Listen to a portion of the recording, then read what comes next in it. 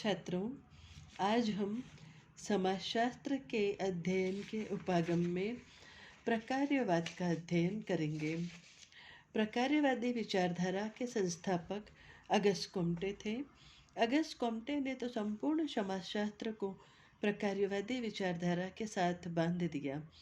कोम्टे की तरह दुर्खिम ने भी अपने सिद्धांतों और अनुसंधान में प्रकार्यवाद को एक केंद्रीय उपागम की तरह रखा है।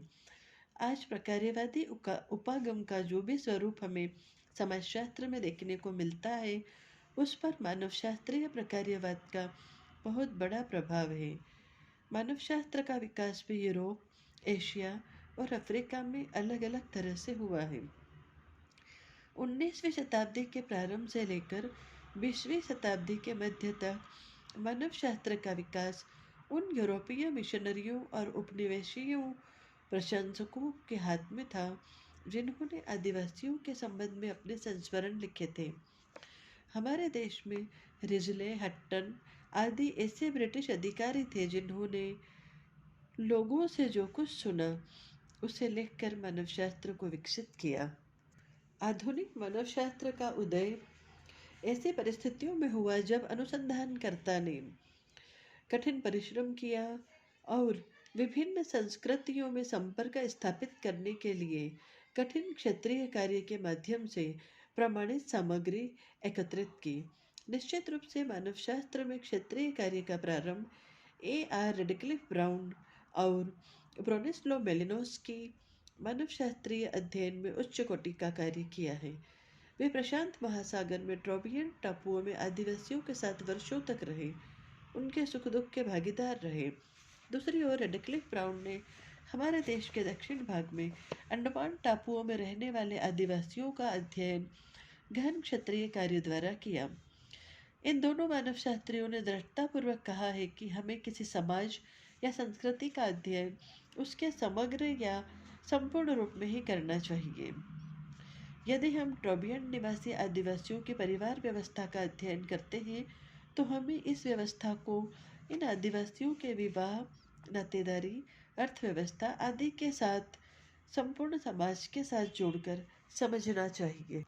प्रकार्यवादी विचारधारा का यह प्रारंभिक सोच, जिसे रेडक्लिफ ब्राउन और मेलिनोस्की ने अपने सिद्धांतों और अनुसंधानों के माध्यम से रखा।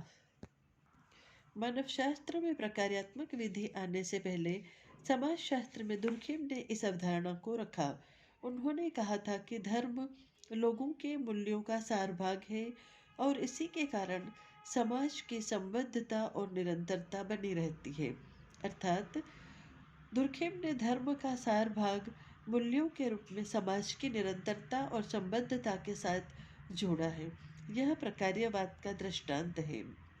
मानवशास्त्र और दुर्खिम के समाजशास्त्र की दृष्टि से यदि हम प्रकार्यवादी विधि की व्याख्या करें तो कहना होगा कि प्रकार्यवाद वह क्रिया है जिसके माध्यम से समाज की निरंतरता बनी रहती है। एंथोनी गिडेंस ने इसकी व्याख्या करते हुए लिखा है, किसी एक व्यवहार या संस्था की गतिविधियां तब प्रकार्य बनती है जब वे संपूर्ण समाज की निरंतरता को बनाए रखें।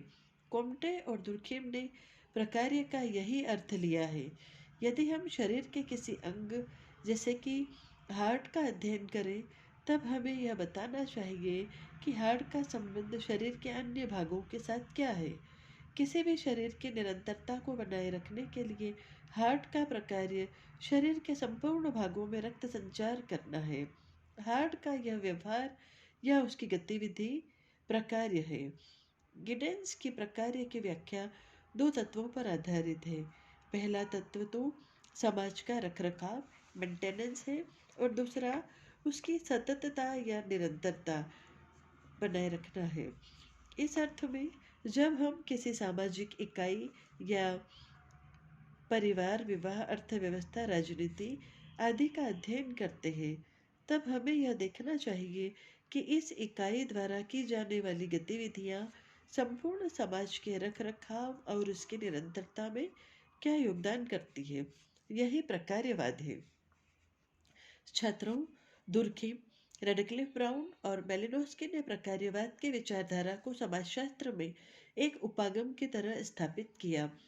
इस प्रकार्यवादी उपागम को सुदृढ़ करने का काम टलकट पार्सन्स तथा रॉबर्ट के मर्टन ने किया। दोनों अमेरिकन समाजशास्त्रियों ने यह स्थापित किया कि सामाजिक व्यवस्था के विश्लेषण में प्रकार्यात्मक विधि ही एक उपयुक्त उपागम है। अमेरिका के समाजशास्त्रियों की एक पूरी की पूरी पीढ़ी पार्सन्स और मर्टन से प्रभावित है। हमारे देश में भी 5वें दशक में जो ग्रामीण अध्ययन हुए, टी.एन. मदान उनके बारे में कहते हैं कि वे सभी उपागम की दृष्टि से प्रकार्यवादी हैं। हमारे यहाँ ए देसाई, रामकृष्ण मुखर्जी, कैथलीन गफ आदि को छोड़कर सभी समाजशास्त्री प्रायः प्रकार्यवादी हैं। टलकट पार्सन्स ने प्रकार्यवादी उपागम को सामाजिक व्यवस्था के सिद्धांत के माध्यम से रखा है। उनके अनुसार व्यवस्था वह है जो निरंतर है, जिसमें मतैक्य है तथा जिनके विभिन्न भागों में एकीकरण है। पार्सन्स का कहना है कि किसी भी व्यवस्था में संबद्धता लाने का काम व्यवस्था के मूल्य और प्रतिमान करते हैं। व्यवस्था को उसकी समग्रता में देखना चाहिए। समाजशास्त्र में प्रकार्यवादी अवधारणा के विकास में सबसे बड़ा योगदान रॉबर्ट के मर्टन का है। वे कहते हैं, प्रकार्य वे देखे जाने वाले परिणाम या निष्कर्ष हैं जिनके माध्यम से समाज में अनुकूलन किया जाता है। मर्टन ने मेलिनोस्की तथा रेडक्लिफ ब्राउन के मानवशास्त्रीय प्रकार्यवाद को नवीन संशोधित संस्करण में रखा। उन्होंने मानवशास्त्रीय प्रकार्यवाद को नए आयामों में रखा। वे इस उपागम की उपयोगिता औद्योगिक समाजों के लिए स्थापित करते हैं। मेलिनोस्की और ब्राउन ने जिस प्रकार्यवाद को विकसित किया, मूल रूप में उसका सरोकार लघु आदिम समाजों से था। मर्टन द्वारा प्रस्तुत प्रकार्यवादी पूंजीवाद और औद्योगिक समाजों पर लागू होता है। मर्टन 2 प्रकार के प्रकार्यों का उल्लेख करते हैं, प्रकट प्रकार्य और प्रच्छन्न प्रकार्य। प्रकट प्रकार्य किसी भी क्रिया के वे वस्तुनिष्ठ परिणाम हैं जो व्यवस्था के साथ अनुकूलन करने में सहायक होते हैं। ऐसे कार्य निश्चित अभिप्राय से किए जाते हैं तथा समाज इन्हें वेद मानता है। दूसरी ओर प्रच्छन्न प्रकार्य वे हैं जिन्हें करने का न तो कोई अभिप्राय होता है और न इसके परिणामों की कोई मान्यता होती है। अतः प्रच्छन्न प्रकार्य वे हैं जिनके परिणामों के बारे में गतिविधि करने वाले को कोई ज्ञान नहीं होता। वह चाहता क्या है और हो कुछ और जाता है। जैसे हम बच्चों के सामान्यतया सुनाई जाने वाली उस कहानी का उल्लेख करेंगे। कहानियों की गतिविधि प्रच्छन्न प्रकार्य है। मर्टन ने प्रकट और प्रच्छन्न प्रकार्य के अंतर को आदिवासियों के अध्ययन से प्रभावित किया। न्यू मैक्सिको में होपी इंडियंस एक आदिवासी समूह है। यह आदिवासी वर्ष में एक बार परंपरागत निश्चित स्थान पर एकत्र होकर नाचते हैं, पहाड़ी पर चढ़कर पत्थर लुढ़काते हैं। उनका विश्वास है कि ऐसा करने से वर्षा के देवता प्रसन्न हो जाते हैं और होपी इंडियन खेती हर भरपूर फसल लेते हैं। उनका यह नृत्य वर्षा नृत्य के नाम से लोकप्रिय है। इस नृत्य का परिणाम यह होता है कि वर्ष में एक बार इन आदिवासियों को एक स्थान पर मिलने का मौका मिलता है।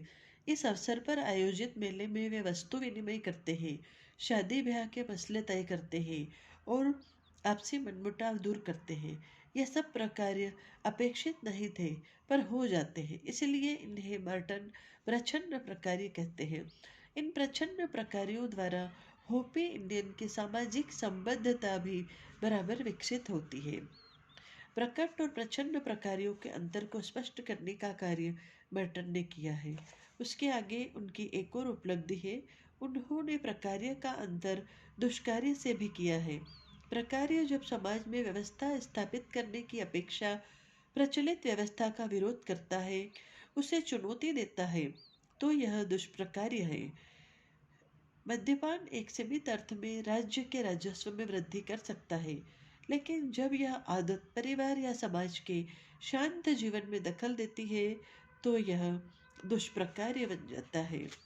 मर्टन आधुनिक औद्योगिक और पूंजीवादी समाज में दुष्कार्यों के महत्व को प्राथमिक स्थान देते हैं।